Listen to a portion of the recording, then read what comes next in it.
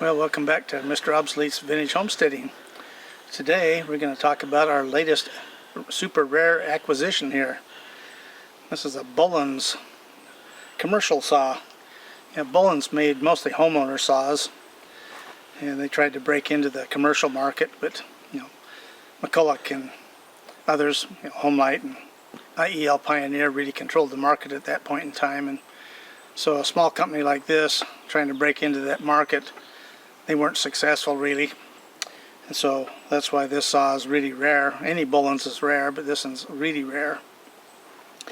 So anyway, I'll talk just a little bit about it, and then I'll talk about a couple other Bolens, and then we'll come back and talk more about this one. So anyway, this is the biggest one they made, and they made it in two versions. It's a gear drive saw, has a 106.7 cc West Bend engine on it, and a half-inch pitch chain. And the two versions of it, as in the gearbox, they had a high speed and a normal speed.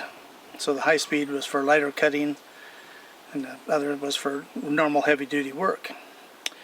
And in the parts book, it shows a part number for the gears, but it doesn't say which one's which. And so I'm going to guess this is the high-speed one.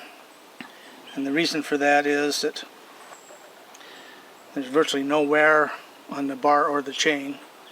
Now when I got it, the chain was pretty rusty, but you can see it's coming loose here, and I'll talk more about that in a bit. So anyway, we'll move on to the other Bolens as I have. Okay, well, we're back. This is the first Bolens that I ever got. This is a low-end model homeowner saw. It's called the Thrifty. It's a model 3010. It has a Power Products engine in it, an AH47, which is 77 cc or 4.7 cubic inch. And this has a 7/16 chain. Has a 15-inch bar. And the thing that they did on the economy models like this is the fuel tank is just a stamped steel, and a lot of times they had a tin shroud. This actually has a cast shroud, and the exhaust system on the inexpensive models is just a straight stack, which this has. Now, one thing that's kind of interesting on these is a lot of the cheapo low-end saws didn't have a clutch cover, but these do. And then it's got a paper cartridge filter, a Skinner filter inside of here, so it's actually better than a lot of the low-end saws. But I think that part of the reason they didn't sell that good was they were kind of expensive compared to the real low-end ones. Now the company that owned Bolens at the time is a company called FMC. It stands for Food, Machinery, and Chemicals. They were a huge conglomerate at one time. But anyway, their most famous thing is the Bolens garden tractors, which they owned for many, many years. And they were really good garden tractors, some of the best made. So anyway, these are just, like I say, simple. Got a manual oiler only. And the top bar here is steel and cast aluminum. It has a nice deflector shield here, which is cast aluminum too. Anyway, I've got my favorite Crummy Fairbanks Sport starter. This one actually works. So anyway, like I say, it's a model 3010. And I just recently lucked out and found manuals on the three saws that I have. This is the original factory manual. It has a parts listing and all the good stuff on it, all the features on it. It was really nice. I've looked for years trying to find some of this stuff, and one guy had all of them. Didn't want much for them either because these things are so rare. There's no market for this stuff. I must have the largest Bolens chainsaw collection in the country, all three of them.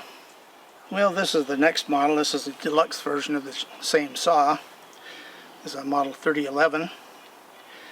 And the things that are different on it, has a cast fuel tank and a really nice air filter. All the castings here are all alloy. You can see on the top here, on the air shroud, it actually has a spark plug cover, so to protect the spark plug.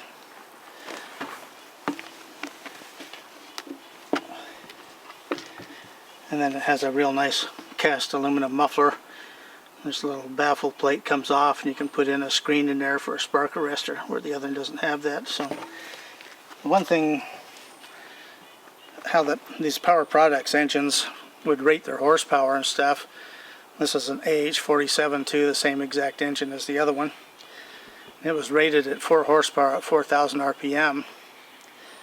This one is rated at the same, but I think they actually said 4.5 in one place I said, but they ran it at 4,500 RPM.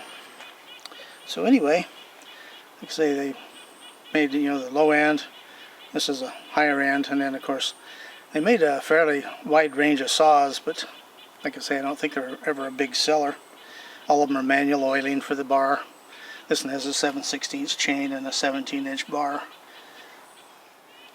Okay, well, we're going to come back and talk about the saw some more. Like I say, I looked into the manuals. This was really an excellent thing to have because I didn't know anything about the model numbers and the difference, you know, for the high speed and the low speed gearing. And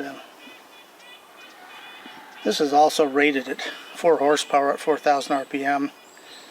And apparently they were made about 58 to 61. Bolens info is really tough to find.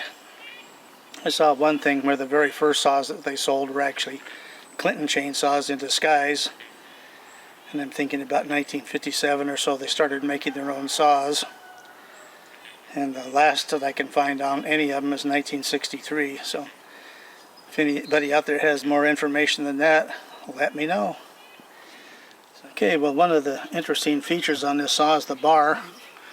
It's made by the Penn Company, and it's stamped in, it says wear tough. And on the very end of it right here is actually painted red, and it says wear tough, but it's really hard to see, so we'll try to do a close-up on it a little bit here. But anyway, you know, they didn't use their own engines like so many. Most of them were the Power Products, and this one had the West Bend, and the West Bend engines were actually a lot better. There again, this was aimed at the commercial chainsaw market. So anyway, just over the features here, you know, it's got some manual oiler here, your throttle right here, and kill switches on the far side here, spark plug cover. Now this one does not use the Fairbanks Moore starter. This is a really robust starter, really well made. And it has this really nice cast muffler here, and it's missing a screen, but they actually had a screen and a spark arrestor you could put on it. And like I say, it's a gear drive. You can see the gearbox right here and big spikes. So anyway, I'm going to talk just briefly about how I got this saw. So anyway, I went down to a little motorhead get-together with my buddies, and they had brought some parts for some of my antique engines that I needed. And I was wearing this shirt.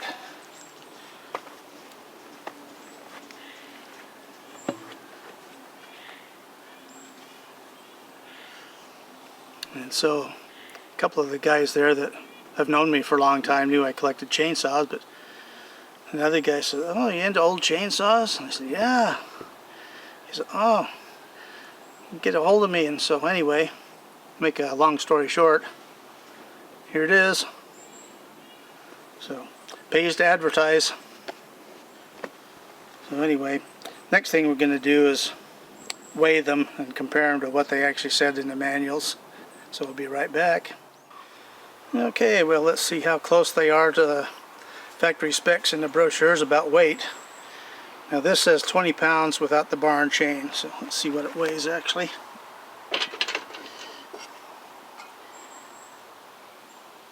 It's right at 24 pounds, so it's probably pretty accurate. I'll try the next one here.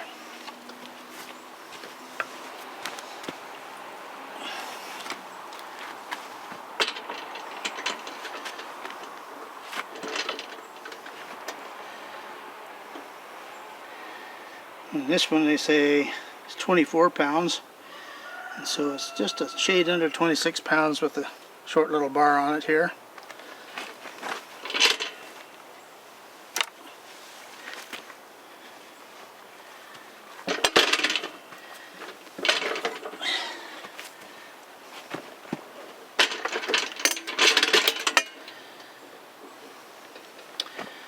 And this one says it weighs 24 pounds without the bar and chain, and it's 34 and a half. So anyway, we'll come over and see if we can do a close-up on the bar and see if we can read that Wear Tough name on there. Okay, well, right here it says Wear, over here it says Tough. It's pretty well worn off, and then here it says Wear Tough, and then Pen Manufacturing right here. So the other thing too is the chain was pretty tight on this thing, but I've been using my magic elixir here.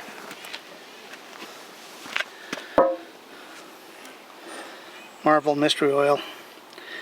All three of these saws had pretty rusty chains when I got them, and treating it with this, you know, I got this about a week ago, and you can see that it's working real nice and loose. Now I got a tight spot right there, but pretty much, so this works great for all kinds of stuff. Well, anyway, we're just really happy to have such a rare and interesting saw in the collection. These older saws like this, you know, I don't have a whole lot of time to work on them, but I'm going to try and get a bunch of them running this winter, because, you know, I use chainsaws all year long for firewood and all kinds of stuff, clearing trees and dropping trees, brushing. And you know, I keep about 20 saws at the ready. I like to have a saw for every reason, and these are kind of the bottom of the list, but I think this is going to be one of my first ones to attack. So anyway, you know, vintage is always really good. In this case, it's excellent. So we'll see you on the next exciting video.